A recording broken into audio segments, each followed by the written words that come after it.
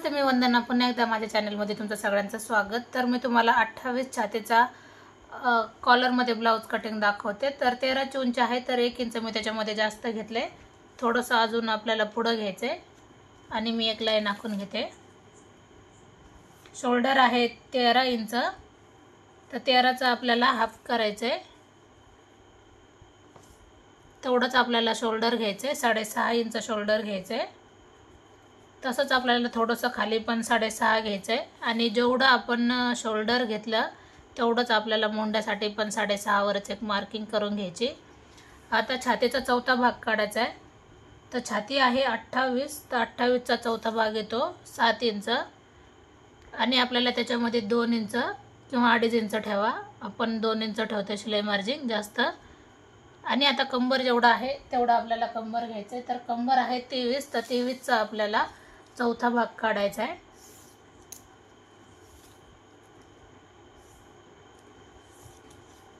उंचीला थोडा जास्तच ब्लाऊज आहे हा आणि 2.5 इंच आपल्याला एक्स्ट्रा घ्यायचं आहे.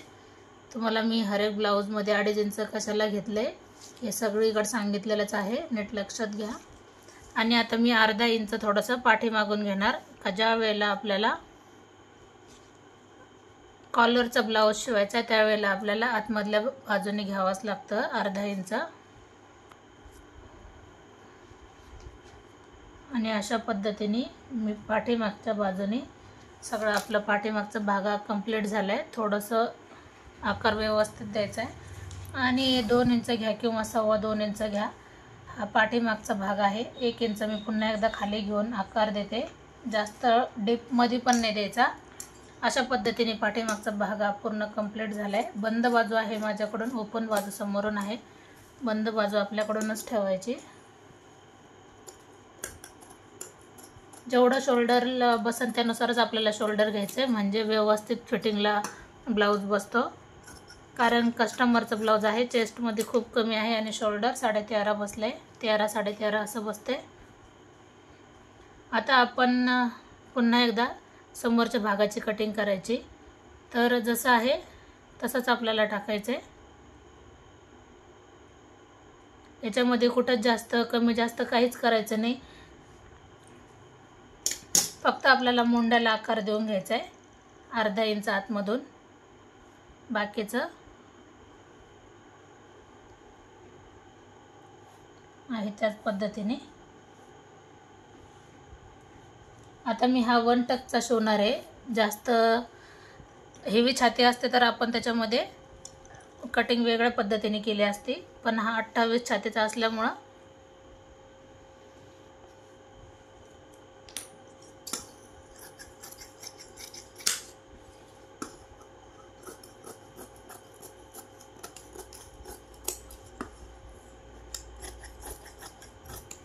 खूप सिंपल पद्धतीने कटिंग आहे. अशा पद्धतीने जर कटिंग केली तर नक्की तुम्हाला पण ब्लाऊज एकदम परफेक्ट आणि व्यवस्थित येऊन जाईल. आता समोरचा गळा आपल्याला किती घ्यायचा आहे ते कस्टमरच्या याच्यानुसार. याचा गळा आहे जवळजवळ 6.5 इंचाचा. 2.5 इंच घेतले मी, वरती 2.25 इंच घेतले. अशा पद्धतीने समोरच्या गळ्याची कटिंग झाली.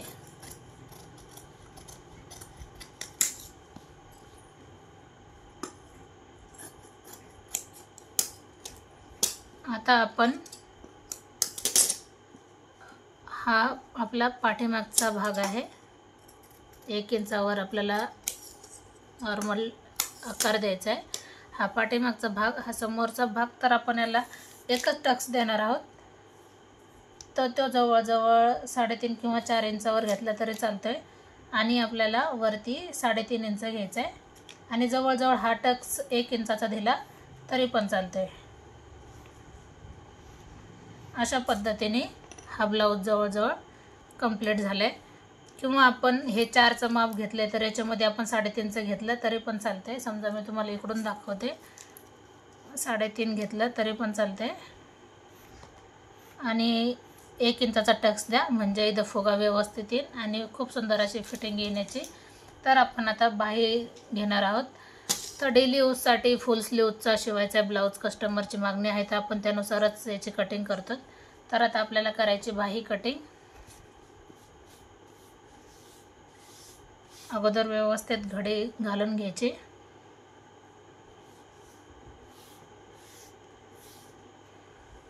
तर आपल्याला बाही पाहिजे. अगोदर बाही जेवढे आहे तेवढेच घ्यायची. 19 बाही आहे तर आपल्याला 21 घ्यायची. 21 आता एक कमी बसते तर मी खालच्या बाजूने याला जॉईंट देईन. तर पूर्ण किती बसते आपल्याला 21 इथपर्यंत लागते. म्हणजे आपल्याला कमी पडते किती कापडा 4 इंचाचा. तर मी 4 इंच खाली जोडते. तर मी आता हे अशी याची कटिंग करून घेते. जवळजवळ आपल्याला 4 इंच कपडा कमी पडतो तर आपण तो खालच्या बाजूने जॉईन करणार आहोत. तर त्याच्याकडे जास्त लक्ष द्यायचं नाही. अगोदर आपण वरचा आकार देऊन घ्यायचा आहे. आता मी खाली 3.5 घेतले. 3.5 इंचावर एक मार्क केले आणि आता आपल्याला आकार देऊन घ्यायचा आहे. तर अशा पद्धतीने मी आकार दिला आहे बाईला. आता मग समोरचा हा आकार कधी द्यायचा, ज्यावेळेस मी 4 इंच याच्यामध्ये जोडून ठेवीन त्याच्यानंतर आपल्याला आकार द्यायचा आहे. अशा पद्धतीने बाहीची कटिंग झाली. पुन्हा एकदा सांगते, माझा व्हिडिओ आवडला तर नक्कीच लाईक करा, शेअर करा आणि सबस्क्राईब करायला तर अजिबात विसरू नका. पुन्हा भेटू आपण नवीन आणि चांगल्या व्हिडिओमध्ये. तोपर्यंत नमस्ते.